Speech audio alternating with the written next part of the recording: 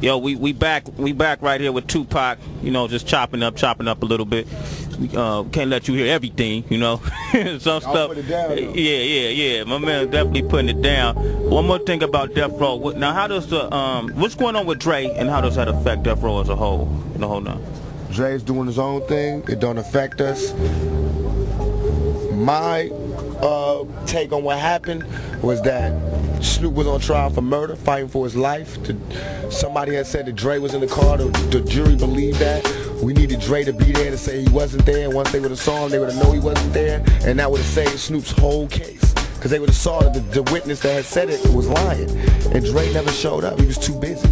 That's how they told me. When they told me that, I was like, well, no matter how dope he is, and Dre's one of my heroes in the music business, but I was like, no matter how dope he is, if he's not down for his homeboy, Snoop, who brought him back when he was just a relic, when niggas was dissing him, you know what I mean? Then I don't want to be a part of him. I don't want to be around him or nothing. Plus, I feel as though what's done in the dark will come to light. It's secrets that everybody's going to find out about that I don't have to play a hate or dry snitch about. That will come out, you'll find out for yourself, and you'll know why I did it. I swear to God, y'all, I'm living by the rules of the game that y'all, the people, have put down for us to live by. That's real. Let's talk about other things. Like you told us, you got a soundtrack you working on. You got a new movie, right? What you talking about? We got a movie called Gridlock coming out. It's like a mainstream movie. It's me coming back into the theaters with Tim Roth from Pulp Fiction and a gang of other movies. I don't know what the female is, but it's a big name female. I'm the music supervisor for the soundtrack. It's my first chance ever doing something like this. We got Lana Morissette on the soundtrack. All these big name, alternative, supposedly people who I would never get with. I got them all on the soundtrack to show just what kind of range I got. And I'm putting that kind of soundtrack out, and then I'm putting a rap soundtrack out. And I'm going to do it like a Tupac album, basically, with me doing a whole bunch of solo songs, with Snoop on there doing some songs, Dog Pound, Death Row on there. Just to show that, you know, I got a business mind as well as a creative mind, and to show that I also have, you know, besides just rapping, I can do other, I can make my way in other ways in this business. That's for real too. Now when you work with Janet, you know, I was wondering if maybe you could hook me up with her number if you did you pursue it? Dog, on everything I love. If anybody finds Janet, tell her I'm looking for her. That's why I said that shit in my song when my mind's made up. Forgive me, Janet, because I feel like she got her shit all twisted. People that made her my enemy. She ain't my enemy.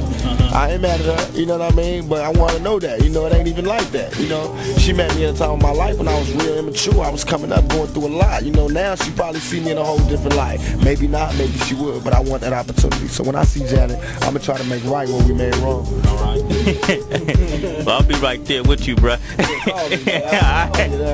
Let's look that up. Hey, now, I'm going to ask you another question. 5 years from now, where do you see yourself 5 to 10 years from now? What do you see yourself? What do you see yourself doing? I see myself having a job on Death Row, owning stock at Death Row, being an A&R person, an artist that could drop an album like Paul McCartney every 5 years. You know, not even like Paul McCartney, but there's no rapper who ever did it, so I have no one to use to say like. But, you know, that type of thing where I could just do it at leisure. And, you know, when my music will mean something and I drop deeper shit. That, I have my own production company, which I'm close to right now, doing my own movies, having my own restaurant, which I got right now, with Alanis and Suge and Snoop.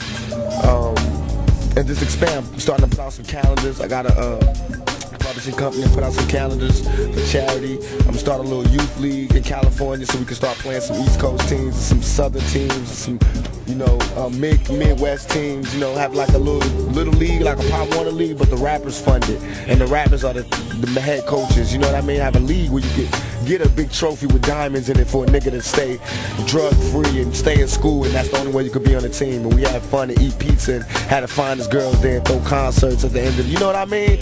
That's what I mean by giving back. You know what I mean? Not being who I am, but by using what I got to give back. All right. And in closing, you know, you got a lot of people, fans that's listening to you right now that don't really get a chance to talk to Tupac up and close and personal like we kicked it today. But if there's anything you want people to know about Tupac, what is it you like to say? Number one, when I diss y'all, meaning this, I mean like when you come up to me and I'm not giving you the kind of reaction that you think I should be giving you, it's not because I'm ungrateful, it's because I'm nervous, I'm paranoid, I just got out of jail, I've been shot, I've been cheated and lied and framed, and I just don't know how to deal with so many people giving me that much affection. I've never had that in my life.